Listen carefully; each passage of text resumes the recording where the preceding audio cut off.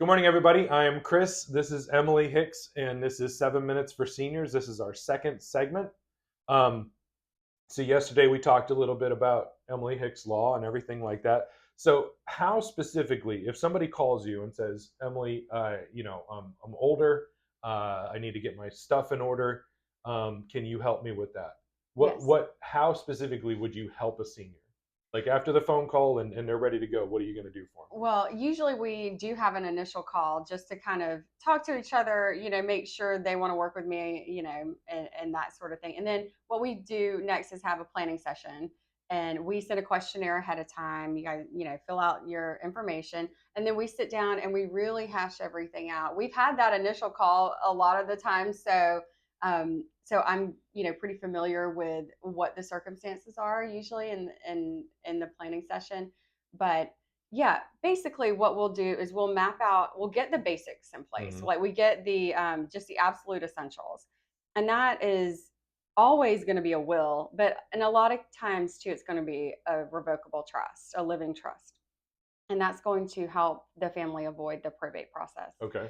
Okay, so those are like your after death documents. And then your while you're still alive documents are going to be your power of attorney. That's Hmm. going to help, that's going to nominate someone that you trust to handle your finances if you're incapacitated and Hmm. you can't do it for yourself anymore.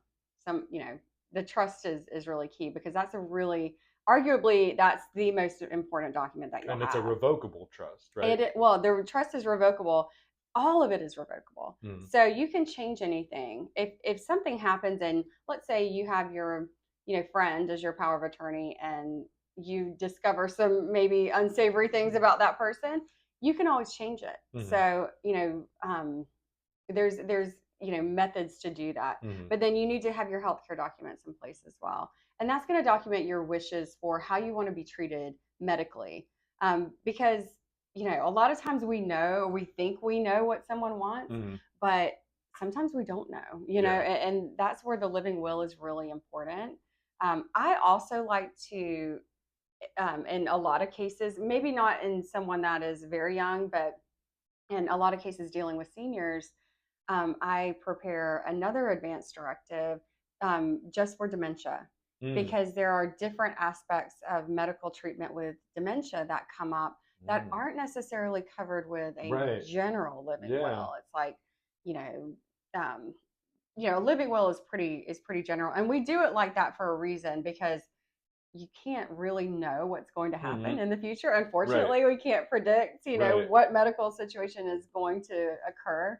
But with the advanced directive for dementia, it's very specific on um, hydration and nutrition Oh, wow. because that's a really big Right. thing. Yeah. If anyone has dealt with a loved one that has had dementia, they can no longer, and they can no longer feed themselves. What are you going to do? Right. So you get to make that decision ahead of time.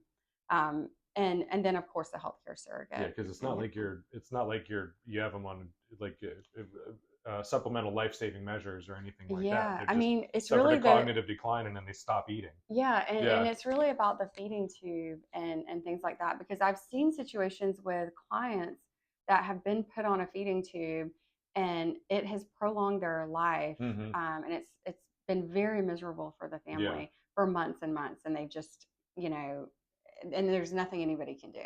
Yeah. So it can be one of those situations where it's going to prolong the process of Something. dying, Yeah. and a lot of people don't want to do that. Right.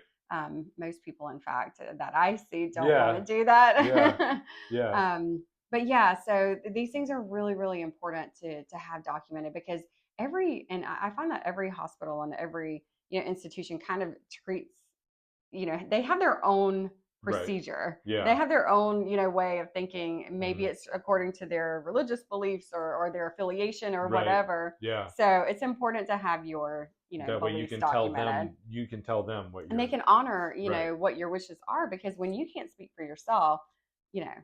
you better have something in writing that you've Yeah. already done because it's that's And it. that yellow piece of paper, that yellow carbon copy that we used to have on every refrigerator and The everything like that. DNR. Oh my God, those things they inevitably get lost or They whatever. do, You know, a yeah. lot of times the firefighters bust in the door and they're not looking for the yellow paper.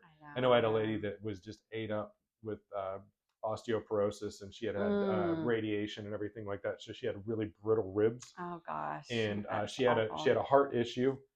Fire department comes in, and the dudes are pushing on her, and they end up cracking Breaking like her a bunch of ribs. ribs. Yeah, and she had a Yeah. DNR, Oh my but it gosh. wasn't on her refrigerator. They couldn't Like, find it. no. Yeah. So And that it's important that that information get. And I wish that there was a central location where you identify the person and you can yeah. immediately find out You if would they think have there would something be like that. some kind of database or You'd think. something for that, You'd but think. as of right now, we don't really have that.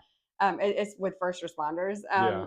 But it's funny because it wasn't a client of mine, but a client of one of my colleagues said the same thing recently.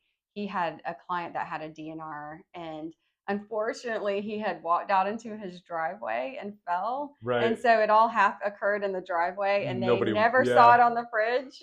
Actually was on the fridge. Yeah. But so all you can do is plan for the Right. best. All you can do is document as much as you can for Yep. yourself. And the dice is kind of going to roll in life. I mean, we can't predict what's going to Right. happen, but we can just take as many measures as we can. Absolutely. So yeah. So who would be your ideal client? Like the phone rings and Emily's like, "This is it. This is it." Who's on the other end? Well, it's really any family that, well, anyone that is looking to get their affairs in order. I mean, I work with people from college kids, believe Mm-hmm. it or not, like kids that have just turned 18, who's normally the parents are driving this, and they say, "Oh my gosh, I don't have any access to." I can't even make a doctor's appointment for them anymore. Oh, Oh, yeah. what's going on? Yeah. So we work with people as young as 18. Mm-hmm. Most of the time, it's when people start, expanding their family. They're having children. They Right. know they need to name guardians. We have that phase. So it's really like every phase of life is a different set of needs. So a lot of times it's people that are getting ready for retirement are probably Yeah. the most prevalent, couple that I would have, or individual that I would have, because they're usually meeting with their financial plan. Right. They're doing all these things, and they're making sure that they're ready for that. And they say, "Oh, I've got to do all of this stuff." But Yeah. I encourage you not to wait until that point in Don't time. don't call 5 minutes before. I know, and Yeah. then Yeah. and then the other side of the coin is a lot of times it's someone calling for their elderly parent who Yeah. is, and that I get that call quite frequently of, "Mom, really needs to go into a nursing home. I don't know what to do. I want to make sure that we're protected." Yeah. So Well, yeah, that's it really runs the gamut of but usually it says young families or people ready for retirement, or the last minute. yeah, Yeah. the last Yeah. minute. Oh my gosh, I don't Yeah. know if we have everything. Well, that's been our second segment of 7 Minutes for Seniors. I appreciate you. Thank you Thank very you. much, guys, for watching, and we will see you again tomorrow. Thank you. Thank you.